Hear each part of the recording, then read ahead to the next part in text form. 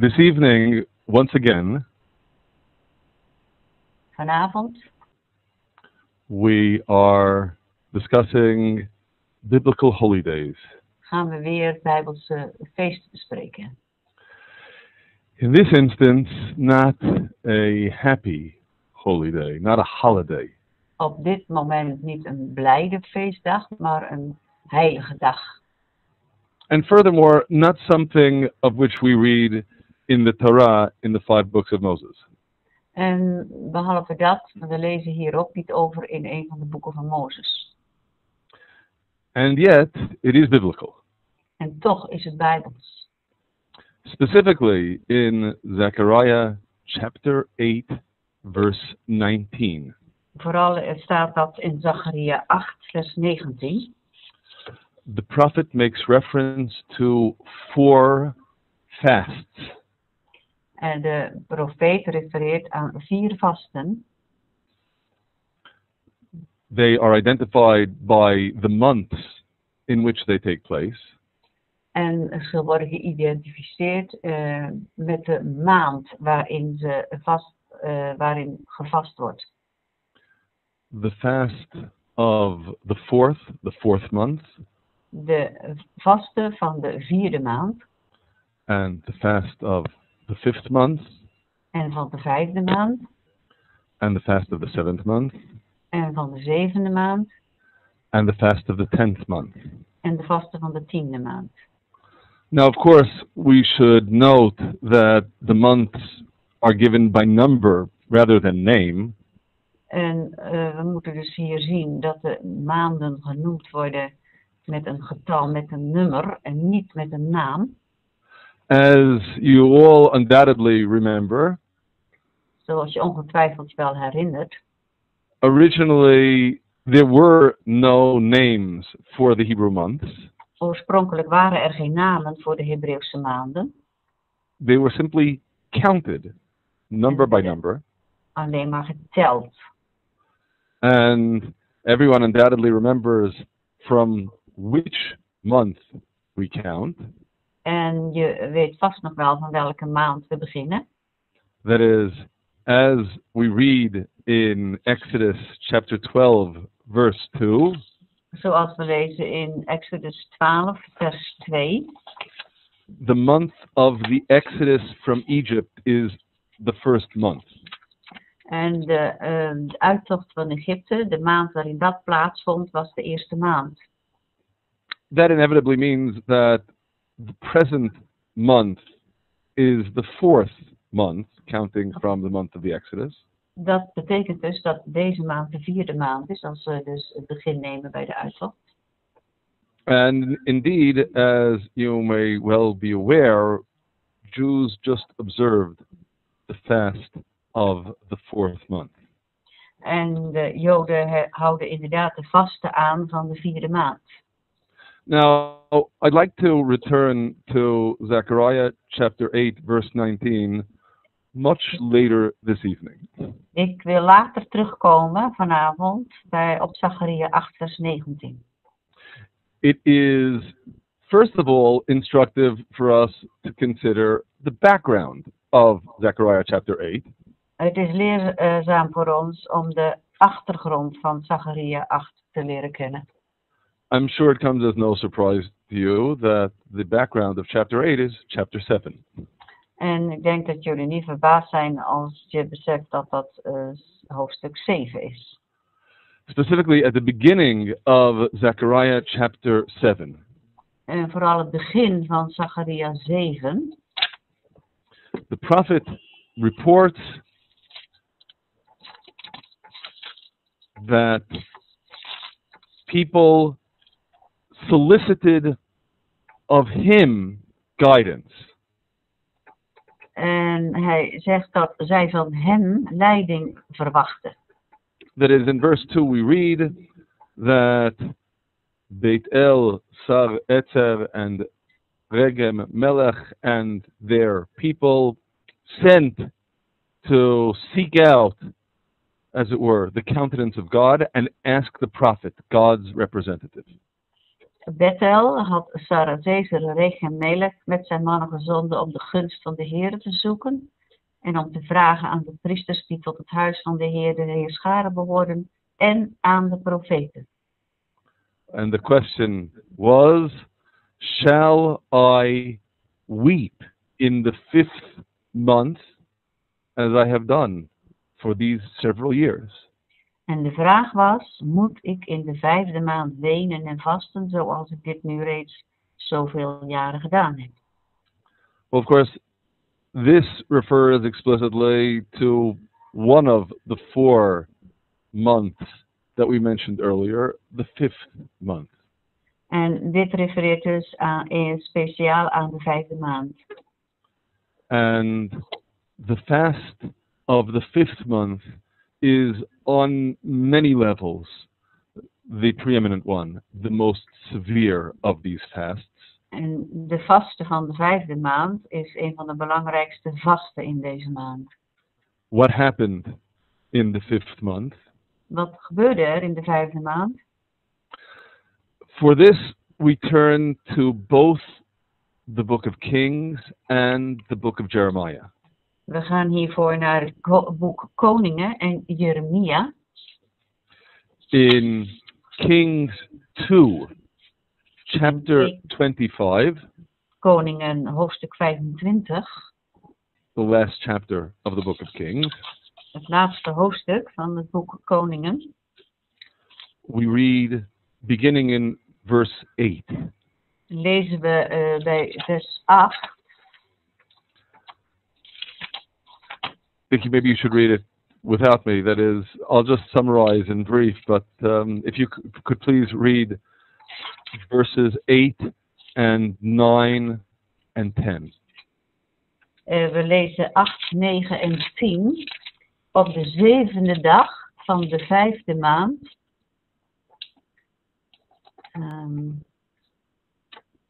Daarna in de 5e maand, op de 7e van de maand, dat was het 19e jaar van de koning Nebukadnezar, de koning van Babel, kwam Nebuzaradan, de bevelhebber van de lijfwacht, de dienaar van de koning van Babel te Jeruzalem, en verbrandde het huis des Heren en het koninklijk paleis, alle huizen in Jeruzalem, althans alle huizen der aanzienlijke, verbrandde hij met vuur. En het leger der Galdeeën, dat met de bevelhebber van de lijfwacht was, haalde gezamenlijk de muren rondom Jeruzalem neer. The story of utter destruction. Het verhaal van de grote verwoesting. The destruction of the first temple. De verwoesting van de eerste tempel. The destruction of Jerusalem. De verwoesting van Jeruzalem. And the destruction of the first Jewish state. En de verwoesting van de eerste Joodse staat. The date that we read in the book of Kings. De datum die we hier lezen.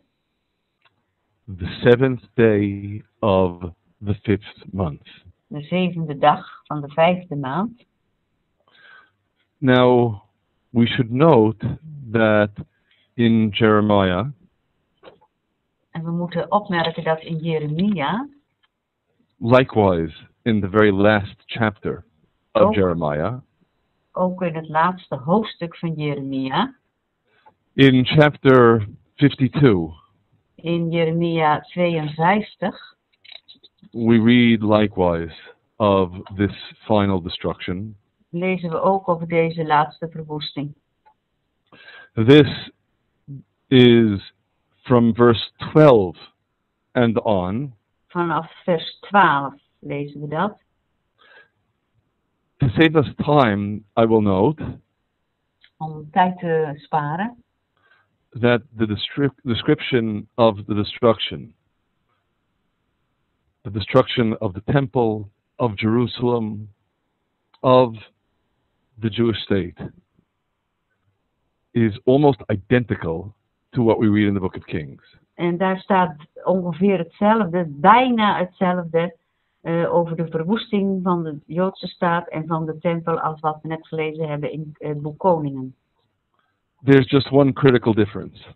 Er is één verschil. It's a different date. Het is een andere datum.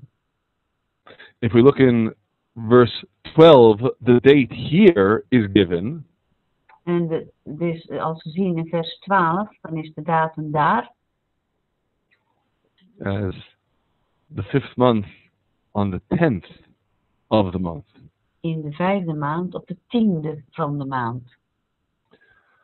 Of course, inevitably, we realize the difference between the 7th and the 10th is not that significant. En natuurlijk zien we wel dat de 7e of de 10e, dat is niet zo'n groot verschil. It certainly wouldn't be difficult to imagine that with all of the upheavals of the time, the date was not preserved. En je kunt je voorstellen dat in de tijd waarin zoveel gebeurde, waar zoveel plaatsvond, dat de datum niet goed vastgelegd is. Alternatively, the additional dimension Maar de toegevoegde dimensie is the destruction was not an instantaneous event. was de verwoesting niet een gebeurtenis van één moment, It took place over a period of days. want het gebeurde in het verloop van een aantal dagen. So we have a tradition that the actual violation of the Holy Temple took place on the 7th, as we read in the Book of Kings. En we hebben dus de traditie om te zeggen dat we dus de datum, zoals we die lezen in het boek Koningen, de 7e, dat toen de tempel verwoest is. When the enemy entered the Holy Temple Toen de vijand de heilige tempel binnenkwam. and spent 3 days in celebration and revelry. En 3 dagen daar vierde, als het ware, en daar uitspatte, zeg maar, in feestgedruis. And it was toward the evening of the 9th of the month Tegen de avond van de 9e van de 5e maand that the fire was set. werd het tempel in brand gestoken. And the temple burned all that night and all day of the 10th until there was nothing de left. tempel brandde de hele nacht en de hele dag op de 10e van de maand. Which is why Jeremiah speaks of the 10th. En daarom zegt Jeremia dat het gebeurde op de 10e. And we should note why we fast on the 9th. En we moeten opmerken dat wij dus, waarom we vasten op de 9e. This year, admittedly, we fast on the 10th so as to not violate the sanctity of the Holy Sabbath. Dit jaar vasten we op de 10e om niet de heilige Shabbat te ontheiligen. But generally speaking, we fast on the day when the fires were set. Maar meestal vasten we op de dag dat de tempel in brand werd gestoken. And that, of course, inevitably then is the fast of the 5th month. En dat is het vasten van de 5e maand. Now, the questioners in Zechariah chapter 7 referred specifically to the fast of the 5th month. En de vraagstellers in Zacharia 7, die vroegen dus over het vasten van de 5e maand. And I have to note that the sort of give and take of the questioners asking the question and then the prophet giving the answer. En we moeten opmerken over degene die vroegen en de profeet die antwoordde. Is a phenomenon that's very familiar to Jews to this day. Dat is een feit, een fenomeen dat vaak voorkomt en nog steeds gebeurt tot op de dag van vandaag. As you may know, there is a voluminous literature that has developed over the centuries. En je weet dat er een volumineuze literatuur is, samengesteld door de eeuwen heen. responsa literature, questions and answers. Vragen en antwoorden. Questions and answers that pertain to the whole gamut of Jewish law and belief and practice. Vragen en antwoorden die gaan over het Joodse leven, over de leer en de praktijk. And what often happens is, in fact, what happens in this case in Zechariah. En wat vaak gebeurt, is ook hetzelfde wat hier in Zacharia gebeurt. The questioner asked a question only with respect to the fast of the fifth month. En de vragensteller vraagt uitsluitend iets over de vasten van de vijfde maand.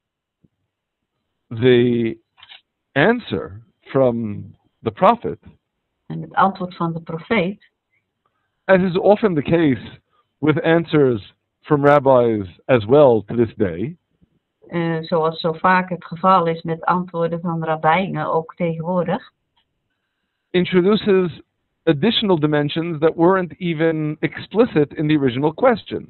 En zij voegen dus andere zaken toe die eigenlijk niet gevraagd werden in de originele vraag. So, the first thing we need to clarify then, for our purposes, En het eerste wat we dus duidelijk moeten maken nu voor onszelf, is what are these other fasts to which wat zijn Zechariah dan refers. die andere vasten waar hij over spreekt? So, we know the story of the fast of the fifth month, at least the most basic aspect, the destruction of the Holy Temple. We weten nu dus die van de vijfde maand, dus de basisvasten van de verwoesting van de tempel. What happened in the fourth month? Wat gebeurde er in de vierde maand? For this, we turn again to Jeremiah. Dan gaan we weer naar Jeremia. Two passages in Jeremiah. In 2 passages in Jeremia. The first, Jeremiah chapter 39, verse 2. Jeremia 39 vers 2. Where the prophet reports very bluntly and explicitly Waar de profeet rapporteert, heel kort weg, that maar heel duidelijk. in the fourth month, on the 9th day of the month, the city was breached. The wall was broken. En op de 9e dag van de vierde maand van het 11e regeringsjaar van Zedekia werd er een bres in de stadsmuur geslagen. So of course, in the pathway to destruction, the breaching of the great walls of Jerusalem was a critical turning point. Het was dus een heel kritiek moment wat er toen gebeurde, onderweg naar de verwoesting van de stad en de tempel, dat hier een bres in de muur geslagen werd.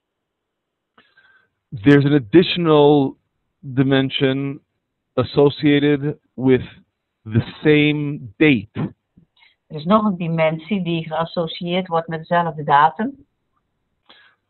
This we find again in the last chapter of Jeremiah, in chapter 52. En dat vinden we weer in Jeremia 52, het laatste hoofdstuk. In verse 6, In vers also 6 verse 7 that follows. en 7.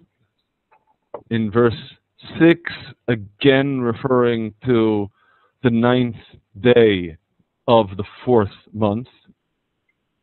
Het gaat weer over de 9e dag van de vierde maand. We read first that the famine in the city became overwhelming and there was no food left to eat. Dat de hongersnood in de stad zwaar geworden was en dat er geen brood, geen eten meer voor het volk was. Remember, after all, the city was under siege. The food ran out. De stad was onder beleg, dus er was geen eten meer. And in verse 7, the city was breached. En in vers 7 werden dus bressen geslagen in de muren. Apart from the breaching of the wall, Behalve de bressen in de muur, the famine in the city de honger in de stad, had another spiritual dimension. Had de hongersnood ook een geestelijke dimensie. Even as the city was under siege, Hoewel de stad dus onder beleg was, the temple service in the holy temple continued. de diensten in de heilige tempel bleven doorgaan. The priests brought the daily offerings nonetheless. De priesters offerden toch dagelijks, ondanks het beleg. Until at this point there was Tot nothing dit left to moment. bring. Nothing left to bring. Now, this of course is that turning point, both spiritual, that the temple service ended, and physically, the wall was breached. Eindigde dus de tempeloffers, een omslagpunt. En de stad was dus, de muur was dus beschadigd. And thankfully here we don't have any ambiguity with respect to the date. En hier hebben we dus geen twee data, geen probleem met de datum. Jeremiah is consistent and unambiguous, the 9th day of the 4th month. En Jeremia heeft het dus ook over de 9e dag van de 4e maand. I feel compelled just to clarify matters. Ik wil toch graag de dingen duidelijk maken. That is not the date in the 4th month upon which we Jews fast every year. Dat is niet een datum, deze 9 in de 4e maand, waarop Joden vasten. We in fact fast on the 17th of the Wij 4th vasten month. op de 17e. Except, again, in a year such as this one, when the 17th of the month is on the Sabbath, we defer the fast to the next day. Behalve als de 17e op een Shabbat valt. Dan vasten we de volgende dag. The reason for the change of date is, first of all, De reden voor een verandering van datum is in de eerste plaats since the prophet Zechariah speaks of the fast of the 4th month, dat de profeet Zacharia spreekt over de vasten van de 4e maand. and he doesn't specify a particular date in the month for the fast, En hij noemt niet een speciale datum voor het vasten in die maand. then the instruction of the prophet pertains to a date in the 4th month without specifying specifically which date it must be. Dus hij maakt niet duidelijk op welke dag er gevast moet worden. Hij heeft het alleen maar over de maand. But you still might well ask, well, why don't we fast on the 9th day of the 4th month? En je kunt natuurlijk toch vragen, waarom vasten jullie dan niet op de 9e van die maand? And for that, I have 3 answers. Er zijn 3 antwoorden op deze vraag. 2 I'd like to present now, and the 3rd a little bit later. 2 wil ik er nu geven en de 3e pas later. The first answer is that, of course, the prophet Jeremiah is recording the events surrounding the destruction of the first temple. De eerste is Jeremia, die geeft dus de gegevens over de verwoesting van de tempel, de eerste tempel aan. But the second temple was also burned on the 9th of the 5th month, the 9th of Av. En de tweede tempel was ook verwoest op dezelfde datum, de 9e van de maand Av. We have a reliable historical tradition going back to the destruction of the second temple. We hebben een betrouwbare geschiedenis over de verwoesting van de tweede tempel. That the wall of Jerusalem in the time of the second temple was breached on the 17th, not the 9th of the 4th month. Vooraf aan de verwoesting van de tweede tempel, dat werd verwoest, of althans een bres ingeslagen op de 17e van de maand. Of course, inevitably, the destruction of the second temple is more severe from our perspective because it still hasn't been rebuilt. En voor ons is de verwoesting van de tweede tempel ernstiger dan die van de eerste, omdat het nooit meer herbouwd is. So even if the wall was breached in the first temple on the 9th day, we still fast on the 17th. Ook al was dan de tempel, de muur kapot gemaakt van de eerste tempel op de 9e, we vasten toch op de 17e. I say even if, which brings me to the second answer to the question. En ik zeg als. The second answer is the possibility is raised that indeed they may have gotten the date wrong. Ik zeg dus als, want dan kom ik op het tweede antwoord. En het tweede antwoord zou kunnen zijn dat de datum misschien toch verkeerd is. The prophet records the date that they thought it was, but it really was already over a week later. En de profeet geeft de datum weer die hij dacht dat het was, maar eigenlijk was het alweer een week later. Again, be that as it may, we are fasting in the 4th month to this day. Want ook al is het zo, we vasten in de 4e maand. Again, that turning point when destruction became all but inevitable. Op de omslagpunt van toen de verwoesting onvermijdelijk werd. As for the 7th month, remember there's the fast of the 7th month. En als het gaat over het vasten in de 7e maand. This pertains to the events described in Jeremiah chapter 40 and chapter 41. Dan gaat het over de gebeurtenissen die in Jeremia 40 en 41 worden beschreven. We read explicitly the beginning of Jeremiah chapter 41. Dan lezen we het begin, vooral specifiek van Jeremia 41. That what's described there took place in the 7th month. En dat gebeurde dus, wat daar beschreven is, in de 7e maand. In our tradition, the date is indeed the beginning of the 7th month, which is the holiday we observe based upon Leviticus chapter 23 as Rosh Hashanah. En dat gebeurde dus in het begin van de 7e maand. En datum die wij overeenkomstig Leviticus dus vieren als Rosh Hashanah, het nieuwe jaar, het Joodse nieuwe jaar.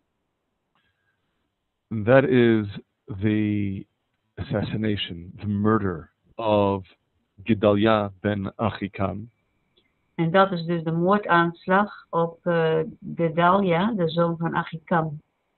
He had been appointed by the Babylonians as the vassal of the empire to take care of the Jews who remained in the land of Israel.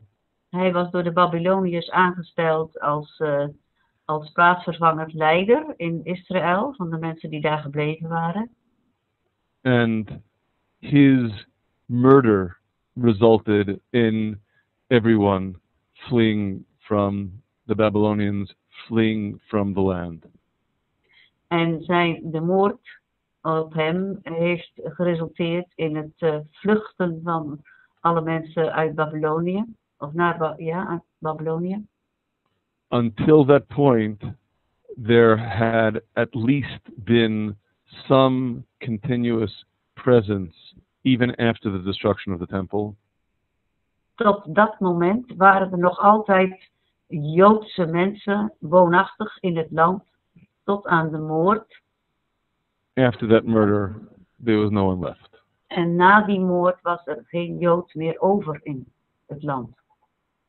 So that was kind of the final nail in the destruction. Dus dat was dus het laatste, letterlijke doodslag voor het volk daar.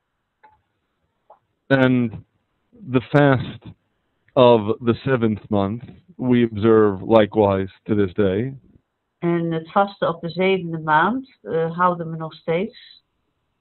Not, of course, to be confused with Yom Kippur, En which is dat also in the seventh month. niet in de war gebracht worden met Yom Kippur, want dat is ook op de grote verzoendag, dat is ook in de zevende maand. This fast is observed immediately after Rosh Hashanah. En dit vasten is direct na Rosh Hashanah. Okay, so that's the fast of the seventh month. Dat over de zevende maand. And finally, the fast of the 10th month. En tenslotte het vasten in de tiende maand. Now, I have to admit that with respect to the fast of the 10th month, there is an ambiguity.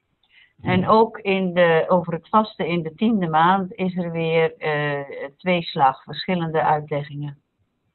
Maybe at some time in the future we'll discuss this ambiguity in greater detail. Misschien willen we deze tweespalt nog wel nader bespreken in de toekomst. What I'll note for now is, Wat ik nu wil zeggen, on the one hand, in the last chapter of Kings, in Kings 2, chapter 25, aan de ene kant, dat wat er staat in 2 Koningen 25 vers 8, in the opening verses of the chapter, in het begin van het hoofdstuk 25, we read that it was on the 10th day of the 10th month that the siege of Jerusalem began. Dan lezen we dus dat op de tiende dag van de tiende maand de beleg begon van Jeruzalem. And similarly, in the last chapter of Jeremiah. En op dezelfde manier ook in het laatste hoofdstuk van Jeremia wordt dat beschreven. In Jeremiah chapter 52, 52, in verses 4 and 5, versen 4 en 5, we read the same date, the 10th day of the 10th month, dan lezen we de tiende dag van de tiende maand as the date upon which the siege of Jerusalem began. en dat het leger dus oprukte naar Jeruzalem. That is one possibility for the fast day of the 10th month. Dat is één mogelijkheid voor de vaste dag in de tiende maand. That would obviously place what we commemorate in the 10th month as earlier than what we commemorate on all the other fast days. Oh, dat wat we ons daar herinneren, kan dat brengen op een eerdere datum als dat met die andere dingen die we dus herinneren. Because after all, the 4th month is the breaching of the wall, the 5th month the destruction of the temple and of Jerusalem, and the 7th month the end of the enduring presence in the land. Het begint dus met de bressen in de muren en dan de verwoesting van de tempel en dan in de zevende maand het uiteindelijke einde van het volk daar. And in this understanding, the 10th month commemorates the first event, the beginning of the siege that happened before any of these other events. Dus dat wat er in de tiende maand gebeurde, als het leger oprukt, gaat vooraf aan al die andere 3 gebeurtenissen die we net genoemd hebben. But there is an additional possibility. Maar er is nog een mogelijkheid. In Ezekiel chapter 33, verse 21. In Ezekiel 33, vers 21. It is on the 5th day of the month. Dat het op de 5e dag van de maand is. That a refugee arrives in Babylon to report that the city had been smitten. En dat er een vluchteling in Babylon aankomt en vertelt dat de stad is ingenomen. So of course, in that event, the fast day would commemorate the very last aspect of the destruction when news reached the people who were already in exile in Babylon that Jerusalem was destroyed. De laatste gebeurtenis zou dan voor het vasten in aanmerking komen dat de mensen in ballingschap het laatste nieuws hoorden dus van de val van de stad. And if you're wondering when do Jews fast nowadays in the 10th month? En als je je afvraagt of er nu mensen zijn, Joden zijn die in de 10e maand vasten. So we fast on the 10th day of the 10th month. Dan vasten we dus inderdaad op de 10e dag van de 10e maand. The reason being, among other things, De reden is, onder andere, an additional statement in Ezekiel. en dat is dus de toegevoegde opmerking in Ezekiel. In chapter 24 In hoofdstuk of Ezekiel. 24. At the beginning of the chapter, Ezekiel is commanded by God Want dat is dus opgedragen door God. to write down, to record the day of the beginning of the siege, that this self-same day, the 10th day of the 10th month, the siege began. Dat kwam dus, het woord van de Heer kwam tot hem in de negende jaar in de 10e maand. Op de 10e dag van de maand. Mensenkind, schrijf de datum op van deze dag, de dag van heden. Heden heeft de koning van Babel zich op Jeruzalem geworpen. So of course, on the one hand, strictly speaking, Ezekiel doesn't say it is to be a fast day. Maar letterlijk zegt Ezekiel niet dat het een vaste dag moet worden. But he is told by God it's supposed to be that day that is recorded. Maar hij is wel door God gezegd dat het een dag is om te herdenken. In any case, the purpose of this exercise was simply to define what these 4 fast days commemorate.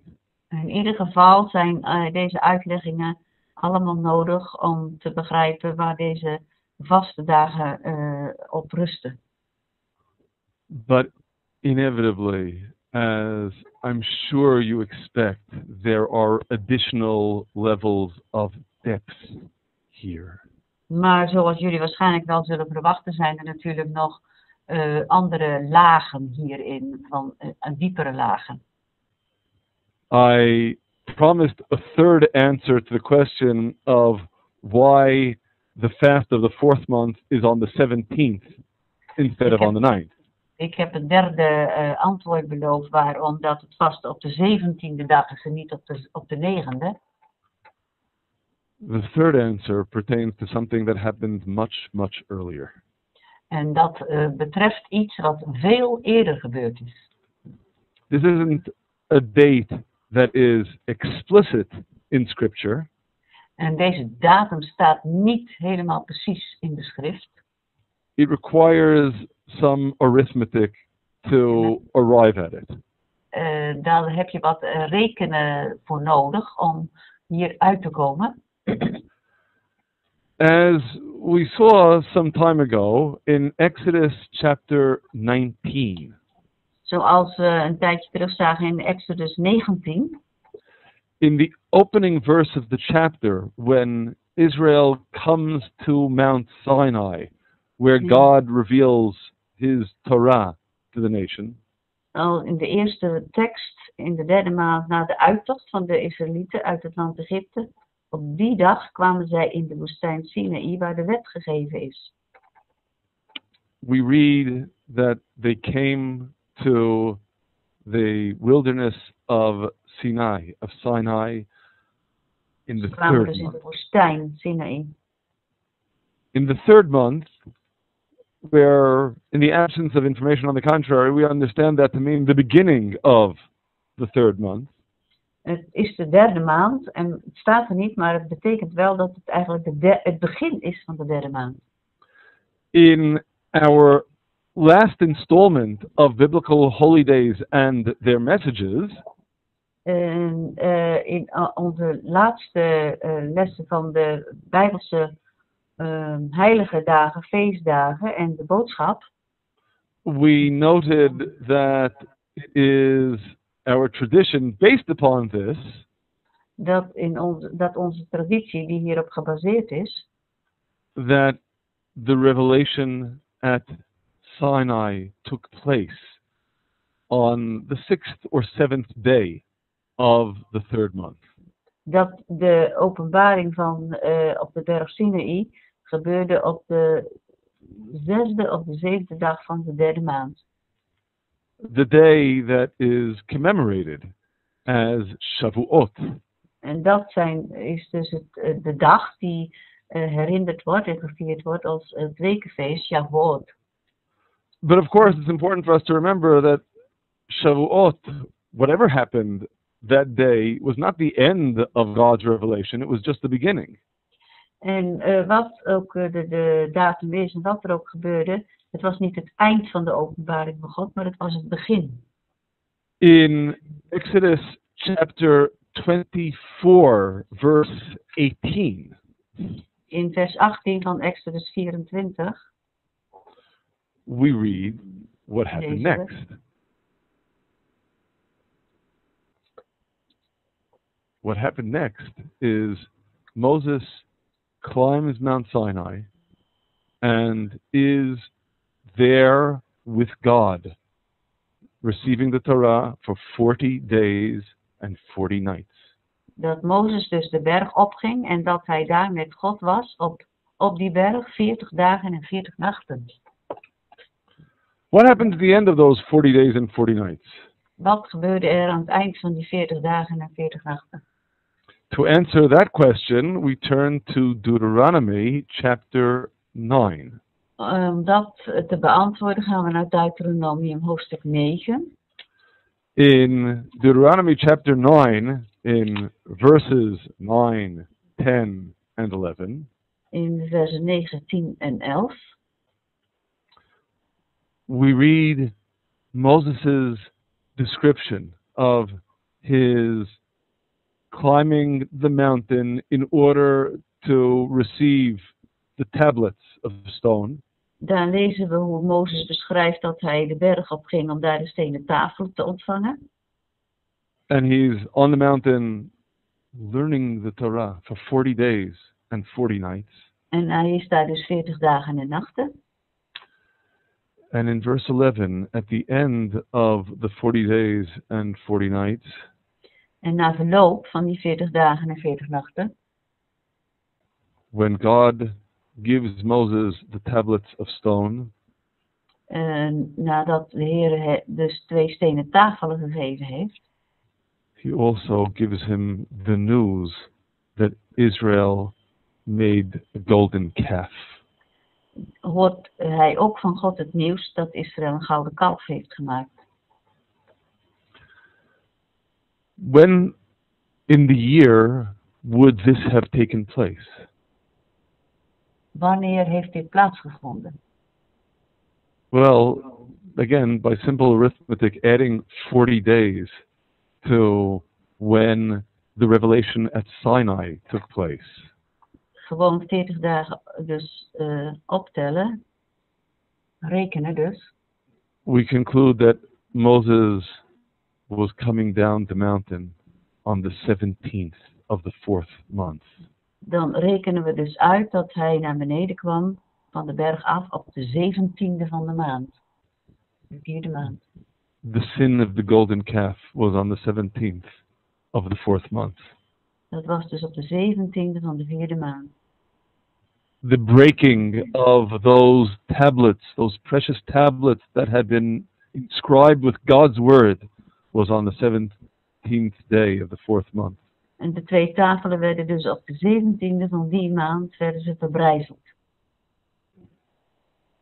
A feeling of crime and punishment. Een gevoel van misdaad en straf. I must admit that we have a similar sort of tradition concerning the fast day of the 9th of Av, the 9th of the 5th month. We hebben een ongeveer gelijke bron voor de negende van de maand af. Here, I have to admit that I don't have anything at all explicit in Scripture upon Maar which I voor can dit- base myself. Voor dit heb ik niks, geen bewijs in de Bijbel. Only in Numbers chapter 14, Alleen verse in 1.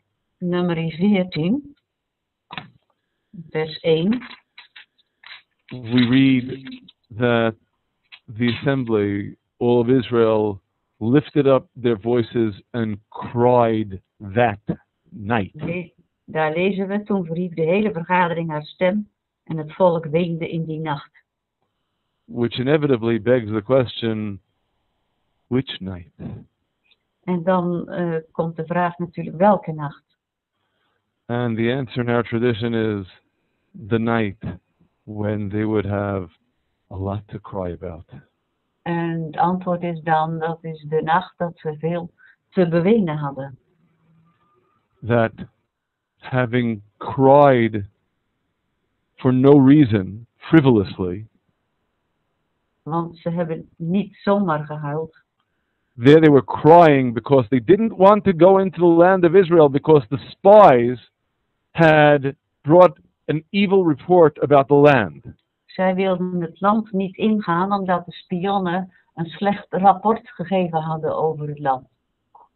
That became a night of weeping. For all En dat generations. veroorzaakte een nacht van geween. The night of destruction and of exile. De nacht van verwoesting en van verbanning. And thus, based upon that tradition, En op deze traditie gebaseerd, the same night upon which the first temple was destroyed and the second temple was destroyed, dus dezelfde nacht dat de eerste en de tweede tempel verwoest zijn, was that night was die nacht the other terrible sin, the sin of the spies and the rejection of God's promised land. de zonde van de spionnen en de verwerping van het binnengaan van de opdracht om het land in bezit te nemen. Again, it's not explicit anywhere in Scripture, Maar nogmaals, het staat niet zo duidelijk in de Bijbel.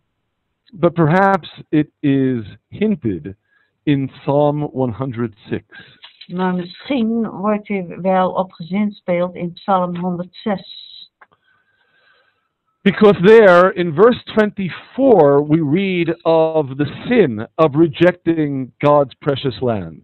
Want daar lezen we over het versmaden van Gods kostelijke land. And in verse 26, En in vers we read the 20, punishment. lezen we de straf. The punishment, most immediately, is that the people who cried are never going to see the land alive.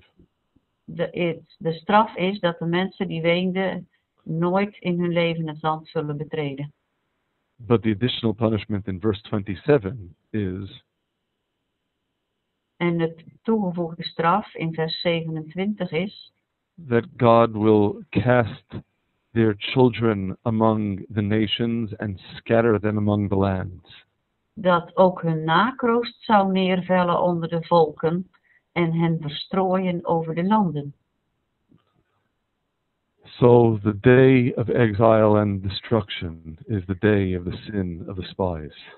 Dus de dag van de verbanning en verwoesting is dus de dag van de zonde van de spionnen. A day upon which we had so much about which to cry. Een dag waarop we zoveel hadden te bewenen. I made a short list to share with you. Ik heb een korte lijst gemaakt om die met jullie te delen. It's entitled Just One Week in Av. En het heet 1 week, alleen maar 1 week in Av. Av is de naam van de maand. Right, that's the name of the 5th month. The week of the 9th of Av through the generations. De week van de 9e van Av door de eeuwen, door de generaties heen. I'm not going to go through the entire list with you. It'll be posted on the site if you'd like to study it in greater detail. Ik ga het niet allemaal met jullie doornemen, maar ik zal het wel op de site zetten. Dan kunnen jullie het zien of kopiëren. For now, I'll just point out destruction of the first temple and the first Jewish state. Ik wijs nu op de destructie van de verwoesting van de eerste tempel en van de eerste Joodse staat. The destruction of the second temple and of the second Jewish state. De verwoesting van de tweede tempel en de tweede Joodse staat. Furthermore, since in the year 132, a great rebellion began that established temporarily a third Jewish state. En er was een tijdelijke derde Joodse staat. It held out for 3 years, and then the same date, the 9th of Av, the third Jewish state, was destroyed as well. 3 jaar bestaan en op dezelfde datum als de andere 2 keer is ook toen de staat aan een eind gekomen. And the following year, the temple precincts were plowed over to establish a Roman colony in Jerusalem, Aeola Capitolina. En een jaar later werden dus de tempelgronden eigenlijk omgeploegd om een Romeinse wijkkolonie in Jeruzalem te bouwen. To which Jewish entry was forbidden under pain of death. Waar Joden verboden waren binnen te gaan onder dreiging van doodstraf. What follows, as I think you could say, is a long list of expulsions and massacres and murders of Jewish communities through the generations. En dan volgde dus een lange lijst van verbanning, uitdrijving, slachtpartijen, moordpartijen van de Joodse bevolkingen in vele landen. Finally, culminating at the end of this very long and sad list. En dan uitlopend aan het eind van die lijst, lange, droeve lijst. With the events of the last century. De gebeurtenissen in de laatste eeuw. It is significant to note that World War I broke out. Het is belangrijk om op te merken dat de Wereldoorlog 1, de Eerste Wereldoorlog, uitbrak. Germany declaring war on Russia on the 9th of the 5th month. En dat Duitsland oorlog verklaart aan Rusland op dezelfde datum, de 9e af. Now, you may well ask, World War I was bad, but World War II was incomparably worse. Maar de Eerste Wereldoorlog was wel erg, maar de Tweede Wereldoorlog was nog erger. We're not coming to give out grades here to such catastrophes. En we gaan hier niet over deze grote rampen hebben we het. But remember that the 9th of Av was just the day upon which the fires were set. They burned all through the next day. Maar we moeten ons herinneren dat de tempel in brand gestoken werd en dat het dus doorbrandde tot de volgende dag. The calamities of World War II began with everything that was left dangling in World War I. En dat wat er gebeurde in de Wereldoorlog 2 was dus eigenlijk ook nog een resultaat van wat niet opgelost was in de Eerste Wereldoorlog. So the events of this last blood-soaked century.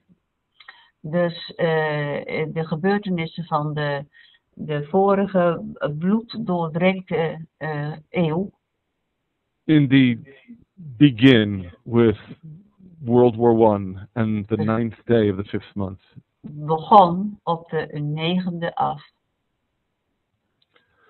But of course we also can't help but note the promulgation of the Nazi directive to carry out a total solution of the Jewish question. Maar we kunnen ook niet heen om de uitroep van de nazi-leiding om een totale oplossing van het Joodse vraagstuk. That was on the 7th of Av, 1941. En dat was op de 7e af in 1941. The same date when the temple was violated by the enemy. En dat is dezelfde datum dat toen de tempel dus ingenomen werd door de vijand. 2 days later began the expulsion and massacre of all the Jews of Carpathia and Ruthenia. En 2 dagen later, op de 9e af, begon het uitbannen en de moordpartij van alle Joden in de Karpaten. That was on the 9th of Av, the 9th day of the 5th month. 9e af.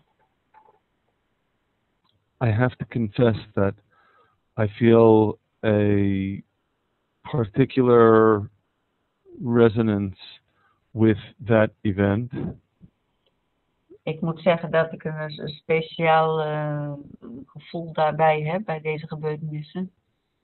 Because 2 of my great-grandparents Want 2 van were mijn massacred. overgrootouders zijn toen ook vermoord. Of course, together with untold numbers of uncles, aunts, cousins, as a result of that massacre. En dan hebben we het nog niet over die ongetelde ooms en tantes en andere familieleden die toen omkwamen. A year later, the final liquidation of the Warsaw Ghetto. En in 1942 de laatste liquidatie, dus het uitmoorden van het ghetto in Warschau.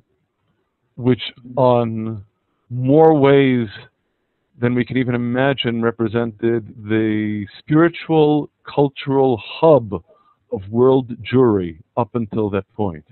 Een gemeenschap die een heel belangrijk samensmelting was van de Joodse cultuur en alles wat daar maar over te zeggen is in het belang van het Joodse leven, dat vond daar plaats in Warschau. And that begins on the eve of the 9th of the month of Av, the 9th day of the 5th month.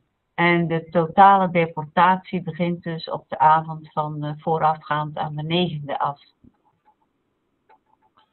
My final observation here is that in 1948, en in 1948, dat is de laatste opmerking hierover, in Israel's War of Independence, gedurende de onafhankelijkheidsoorlog van Israël, we almost lost Jerusalem in its entirety once again the same time of year.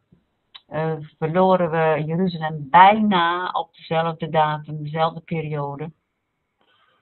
The cutting off of Jerusalem's water supply by sabotage of Arab forces at the Latrun pumping station. Omdat de watertoevoer naar Jeruzalem werd afgesloten, gesaboteerd werd door Arabieren bij Latrun. And as you know, indeed, for 19 years, the heart of Jerusalem, the old city, the Temple Mount, were indeed cut off from us once again. En zoals jullie weten is het hart van Jeruzalem, how many years? For 19 years, from 1948 until 1967, the Six-Day War. 19 jaar is dus afgesloten geweest van de rest van Israël. Now, I'm not going through this list in order to depress you. Ik ga niet door deze lijst heen om jullie te deprimeren. Because, ironically, I think there is something profoundly encouraging and upbeat in these observations. Ironisch genoeg is er juist iets van bemoediging in deze bestudering van feiten. Our enemies through the generations thought that by attacking on the 9th day of the 5th month, Onze vijanden hebben altijd gedacht dat ze door aan te vallen op de 9e af, they would further demoralize and depress the people. dat ze de mensen zouden demoraliseren en deprimeren op een nog ergere manier. But it actually, of course, has precisely the opposite effect. Maar het resultaat is juist het tegenovergestelde. Because these calamities are not accidents. Want deze gebeurtenissen zijn geen toevalligheden.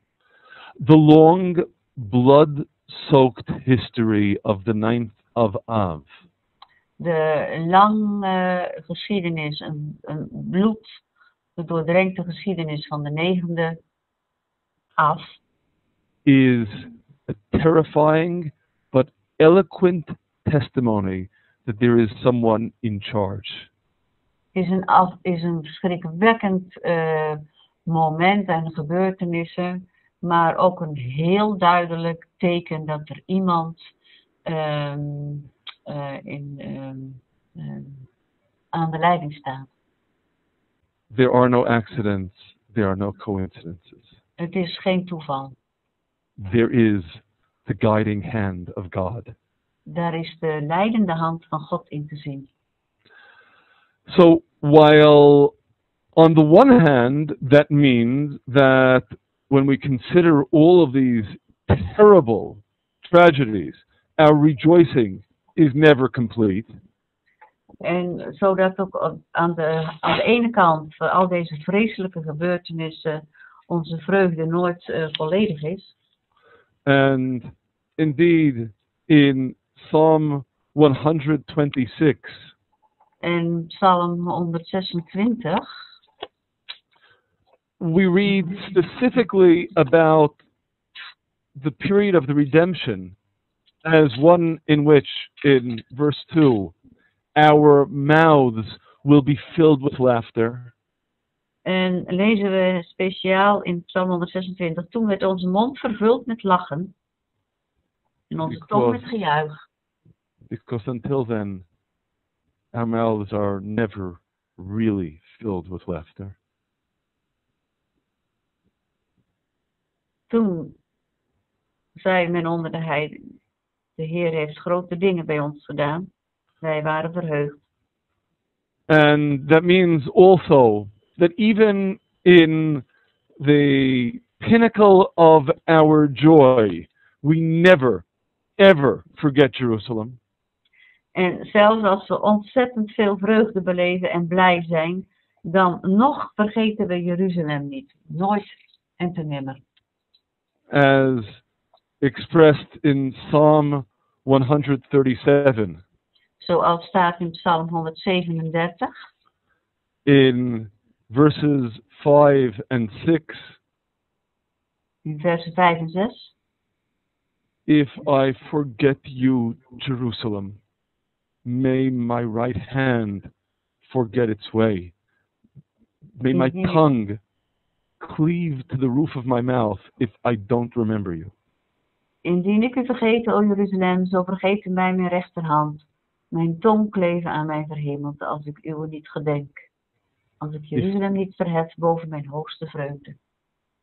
You're a little bit ahead of me, right? I know. If I don't place Jerusalem at the head of my joy. And we, to this day, recite these verses as you may well know. Tot op de dag van vandaag lezen we en zingen we deze versen. At every Jewish wedding. Op elke Joodse bruiloft. A glass is broken in commemoration of Jerusalem. wordt er een glas gebroken in herinnering aan Jeruzalem.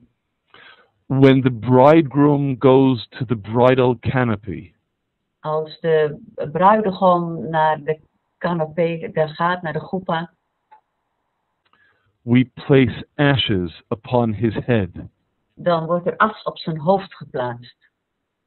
because Jerusalem is at the head of our joy over everything. Jeruzalem staat aan het hoofd van onze vreugde, boven alles. And indeed, even you come to a traditional Jewish home, and the home is intentionally left incomplete. En inderdaad, als je naar een Joods huis gaat, dan kun je zien dat het niet helemaal compleet is. When you come to visit us, you'll see facing the entrance to our home, Als je ons zou komen bezoeken, dan kun je zien bij de ingang van ons huis, there is a square cubit er is een vierkant. that's approximately 60 centimeters by 60 centimeters on Van the 60 wall, bij 60 in de muur. unpainted, unfinished. En dat is niet geverfd en dat is dus niet klaar. Niet We'll afgemaakt. We finish our home only after God finishes his. En wij gaan ons huis afmaken pas nadat God zijn huis heeft klaargemaakt. But while this might sound sad, En dit zou verdrietig kunnen klinken, it's also, in its own way, very encouraging. maar op deze speciale manier kan het ook heel bemoedigend zijn. We don't forget Jerusalem and our sorrow, even in our greatest moments of joy. We vergeten Jeruzalem niet, we vergeten onze zorg en verdriet niet, zelfs op momenten van grote vreugde.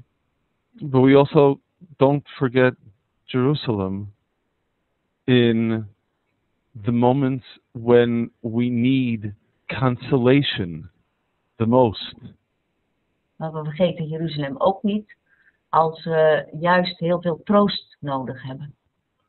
There is an ancient practice that when we console someone in mourning for his beloved relatives, Er is een oud gebruik dat als we iemand troosten die iemand van zijn naaste verwanten betreurt, we say, "May God console you together with all the rest of the mourners of Zion and Jerusalem." mogen God u troosten met alle treurenden van Zion.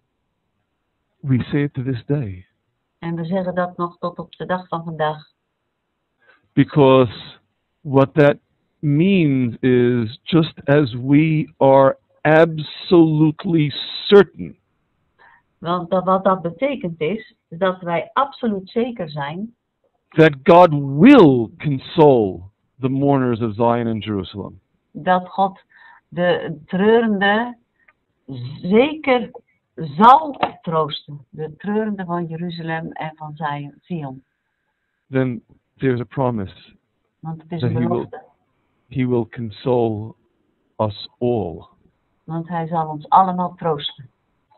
And even in those moments of darkest despair, En zelfs op de momenten van de donkerste wanhoop. remember Ezekiel's vision of the dry bones? Denk aan de visioen van Ezekiel van de beenderen, de dorre doodsbeenderen. Ezekiel chapter 37, verse 11. Ezekiel 37, vers 11. God said to me, "Son God of zei man, tegen hem, these dry bones are all the house of Israel." deze beenderen zijn het gehele huis Israëls. They say, "Our bones are dried up. Our hope is lost. We are doomed." En zij zeggen, onze beenderen zijn verdord en onze hoop is vervlogen. Het is met ons gedaan. And God's promise. En God belooft, I am opening up your graves. I am raising you up from those graves, my people, and bringing you back to the land of Israel. ik open uw graven en zal u uit uw graven doen opkomen, o mijn volk, en u brengen naar het land Israëls. And you know, likewise, in the prophecy of Isaiah, En ook in Jesaja, in Isaiah chapter 41, verse 14, 41, vers 14. it's a verse that's difficult to translate literally. I wonder how it's translated in Dutch. Literally, do not fear, worm of Jacob. Het is moeilijk om te vertalen, letterlijk te vertalen. Ik ben benieuwd hoe het in het Nederlands klinkt. Maar er staat, vrees niet, gij wormpje Jacob. Oh, so it's the same thing. Ja, wormpje is worm. Worm. Worm. Signifying all that's left is the decaying worms. Alles wat er over is, zijn de wormen. But still, don't fear, Maar wees niet bang. because your Redeemer is the Holy One of Israel. Want uw verlosser is de heilige Israëls. So, while the joy is never complete, the sorrow never hits bottom either.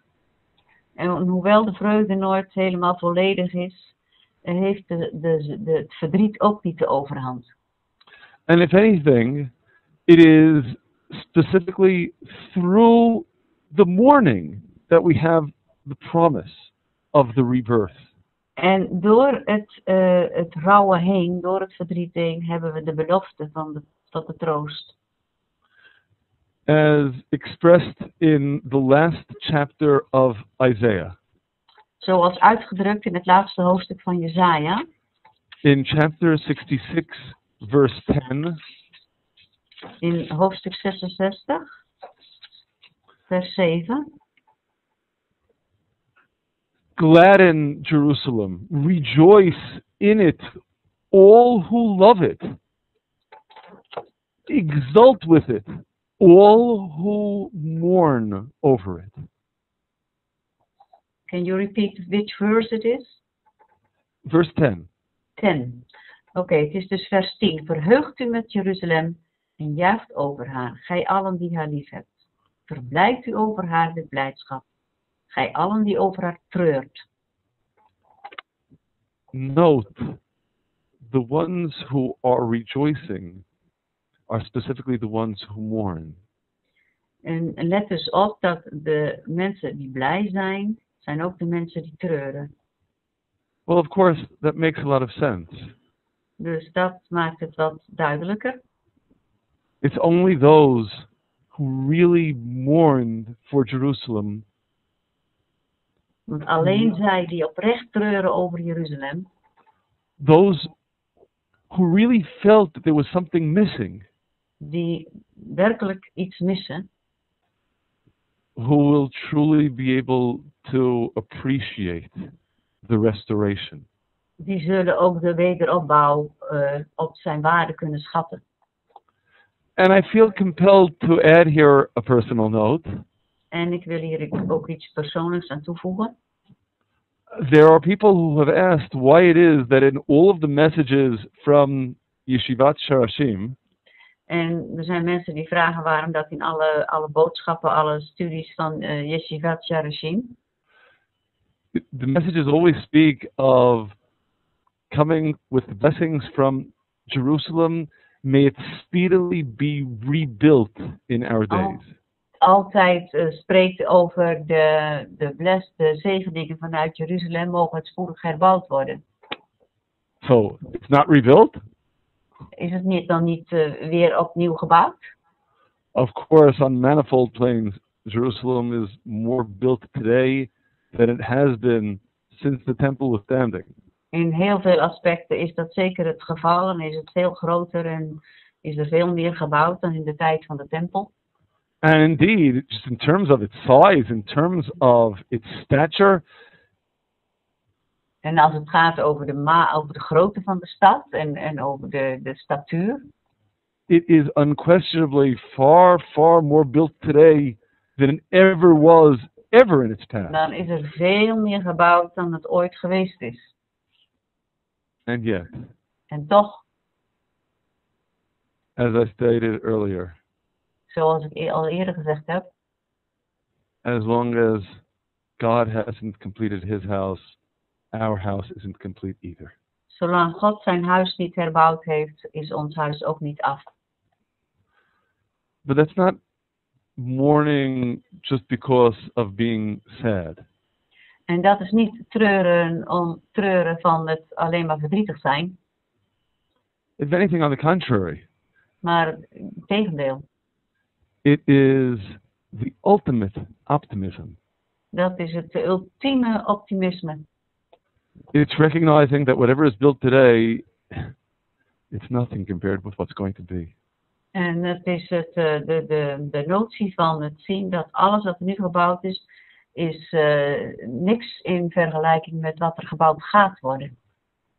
And it's also recognizing that everything going on around us En het is ook het zicht hebben op dat alles wat er gebeurt om ons heen, is all part of a process is deel van een proces that leads back to God's home. dat leidt terug naar het huis van God. And I need to note here, returning to Psalm 126, En om even terug te gaan naar Psalm 126. you know, the first verse of Psalm 126 Eerste reads vers. in the Hebrew strangely. Zegt in het Hebreeuws. Now, I don't know how it's translated, but to read it very literally, it says, when God restores the captivity of Zion, we were as dreamers. Were past tense. Toen de Heer de gevangenen, als de Heer de gevangenen van Sion doet wederkeren, waren wij als degene die dromen. En waren is dus de verleden tijd. Dat is een beetje vreemd in deze vertaling, maar zo zegt hij het ook. Why past tense? Waarom in het verleden? Shouldn't it be future tense? That when that happens, then we will be as dreamers? Zou het geen toekomst moeten zijn? Van, dan zullen wij als dromenden zijn. A very wise insight. Dat is een wijze opmerking. You know, when a person is dreaming, Als een persoon droomt, he can have a perception of reality. dan kun je dus eigenlijk een beleving hebben van werkelijkheid. But his perception of reality is distorted. Maar het is verwrongen. So, he may be dreaming during a lightning storm, for example. Hij kan wel dromen tijdens een storm, een bliksemstorm. And in his dream, he hears the peals of thunder as cannon fire. En hij hoort de bliksem en hij denkt dat het kanonnen zijn die bulderen. The point is that when God restores the captivity of Zion, Als God de gevangenen doet weerkeren, we'll look back on our lives in this world dan kijken wij terug naar ons leven in deze wereld. and we'll say, we were dreaming. En dan zeggen we waren aan het dromen. Because what we saw with our flesh and blood eyes Wat wij zagen met onze fysieke ogen, was destruction and tragedy. Was vernietiging en verwoesting. And it looked like just pain and anguish heading nowhere. En het was als pijn, we hadden pijn en nood. En het was zonder doel. And when we get to that final point, Maar als we bij ons laatste eindpunt komen, we'll look back and say, we were just dreaming. It really was part of God's course, God's plan to bring us back home. dan kijken we terug en dan zien wij, we waren dromen. Het hoorde bij Gods plan. And this really is, after all, what the psalmist states explicitly in verse 5. Dat is wat de psalmist ook zegt in vers 5. Those who sow the seeds in tears will reap in exaltation and happiness. Die met tranen zaaien, zullen met gejuich maaien. You just need to see how everything ultimately comes together. En je moet alleen nog maar zien hoe alles later tenslotte bij elkaar komt. But that really, from the depths of destruction, Vanuit de diepte van de verwoesting comes forth the blossoming. komt het opbloeien voort. In Isaiah chapter 10, In Jesaja hoofdstuk 10 we read of terrible calamities. lezen we over verschrikkelijke plannen. Culminating at the end of the chapter in verse 34, Uitlopend op vers 4, wat er in 34 staat. the Lebanon will fall by a mighty one. De Libanon zal vallen door de heerlijke. Everything is being laid low. En alles komt laag te staan. And it Is niks at that very moment, op dat moment. a shoot will spring forth from the stock of Jesse. Want er zal een rijsje voortkomen uit de tronk van Isaïe. The promised Redeemer, the Messiah. De beloofde Messias. It is when the night seems darkest Als de nacht op zijn donkerst is, that we get ready for the dawn. dan zijn we dicht bij de dageraad. I'd just like to conclude with some final thoughts that I think are especially relevant right here. Ik wil afsluiten met iets wat ik belangrijk vind. First, in Lamentations, that book that commemorates the devastation of destruction. De klaagliederen, dat vooral gaat over de verwoesting. The second verse of the book, chapter 1, verse 2. Hoofdstuk 1, vers 2. This is a point that I'm pretty sure will not get preserved in any translation. En ik ben bijna zeker dat het punt wat ik wil duidelijk maken niet tot zijn recht komt in vertalingen. Because it is an exceptional conjugation that's used in the Hebrew. Want het is een uitzonderlijke vervoeging in het Hebreeuws.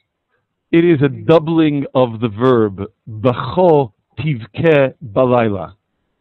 Het is een verdubbeling van de woorden tivcho en Bacho and tivke, Bacho. both of which mean weeping, crying. het betekent alle twee huilen, wenen. And inevitably, a question that remains a mystery is why the doubling here? En het is een mysterie, dus dan komt de vraag, waarom wordt het hier dubbel gebruikt? One of the answers in our tradition to this question Een van de antwoorden in onze traditie op deze vraag is, Zion is crying, Sion weent, but also the nations of the world are crying with her. maar ook de volkeren van de wereld wenen met haar. Now, of course, inevitably, you can challenge that tradition by saying the nations of the world, but weren't they the ones who destroyed Zion? Maar kun je dat natuurlijk een tegenvraag stellen, want waren dat niet de volkeren die ook meehielpen met de verwoesting? But I'm sure you realize what the answer inevitably is. Maar ik weet zeker dat je weet wat het antwoord is. There may indeed have been those who were destroying, but there were also those who were crying. Maar er zijn er zeker geweest die verwoest hebben, maar er waren er ook die weenden. And I'm sure I don't have to tell you this because you know it far better and far more vividly than I do. En ik weet zeker dat jullie dat weten. Ik denk dat jullie het nog beter weten dan dat ik doe.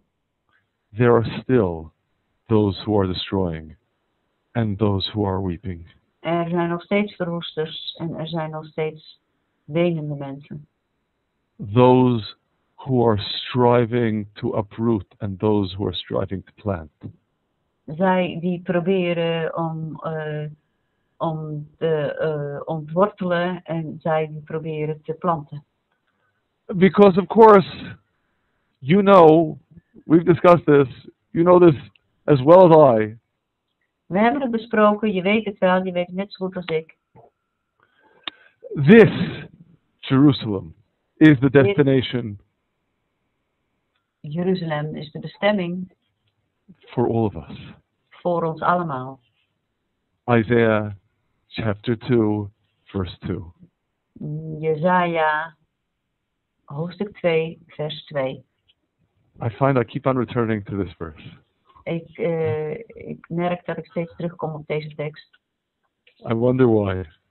En ik vraag me af waarom. The mountain of the house of God will be set at the head of mountains and uplifted above all hills, and all the nations will stream to it. Dat zal de berg van het huis des Heren vaststaan als de hoogste der bergen. En alle volkeren zullen derwaarts heen stromen. They all come here, the mountain of the house of God. En ze komen allemaal naar de berg van God. And it is to them all that God promises in Isaiah chapter 56. God belooft aan allen, in hoofdstuk Jesaja 36, all of those who are faithful to him. In verse 7, I will bring them to my holy mountain and gladden them in my house of prayer. Their offerings will be favored upon my altar because my house will be called a house of prayer for all peoples. allen die trouw zijn aan God. Is verse 7 from 36? Yes, 56. 56 verse Oh, 7. 56. That's why. Hen zal ik brengen naar mijn heilige berg, allen die vasthouden aan mijn verbond. En ik zal hun vreugde bereiden in mijn bedehuis. Hun brandoffers en hun slachtoffers zullen welgevallig zijn op mijn altaar, want mijn huis zal een bedehuis heten voor alle volken. So of course, when Isaiah in the final chapter, in chapter 66, speaks of all those who mourn for Jerusalem, rejoicing with Jerusalem. Daarom zei je dus ook in hoofdstuk 66 dat al degenen die wenen om Jeruzalem ook zich verheugen in Jeruzalem. He means everyone. En dan betekent dat het voor iedereen geldt. Hij bedoelt iedereen. Everyone who is mourning for Jerusalem. Iedereen die weent om Jeruzalem. And it is on that note that I'd like to conclude with the verse with which we began. En daarom wil ik eindigen met de tekst waar ik mee ben begonnen. Let's begin with Zechariah chapter 8 Zacharia 8, from verse 18. vanaf 18. Because this is God's answer to the question in chapter 7. Dat is het antwoord van God op de vraag in hoofdstuk 7. The word of the God of hosts came to me saying. Ook kwam het woord van de Heerscharen tot mij. Zo zegt de Heer der Heerscharen. So says the God of hosts. The fast of the fourth, and the fast of the fifth, and the fast of the seventh, and the fast of the 10th will be for the house of Judah, rejoicing and happiness and holidays of celebration, and love the truth and the peace. Het vasten der vierde, vijfde, zevende en tiende maand zal voor het huis van Juda worden tot vrolijkheid en vreugde. Ja, tot blijde feesten. Heb dan de waarheid en de vrede lief. But it doesn't end there. So says the God of hosts. There will yet come peoples and the dwellers of many cities. Wederom zullen er volken komen en inwoners van vele steden. And the dwellers of one will come to another saying. En de inwoners van de ene zullen zich begeven naar die van de andere en zeggen. Let us go to seek out the countenance of God. Laten wij toch heen gaan om de gunst des Heren af te smeken. To search for the God of hosts. I'm going to. En om de Heere der Heerscharen te zoeken. Ook ik wil gaan. And many peoples and mighty nations will come to search for the God of hosts in Jerusalem and to seek out the countenance of God. Ja, vele naties en machtige volken zullen komen om de Heere der Heerscharen te Jeruzalem te zoeken en de gunst des Heren af te smeken. All those who mourn for her. Iedereen. All those who pray for her. Allen die voor haar bidden, allen die treuren. All those are part of the promise. Zijn deel van de belofte. The fast of the fourth and the fifth and the seventh and the 10th are destined to be days of unparalleled celebration. Het vasten van de vierde, de vijfde, de zevende en de tiende maand zijn bedoeld als dagen van vreugde en blijde feesten. And we know every day brings us one day closer. En elke dag brengt ons daar dichterbij. God bless you. God zegen jullie.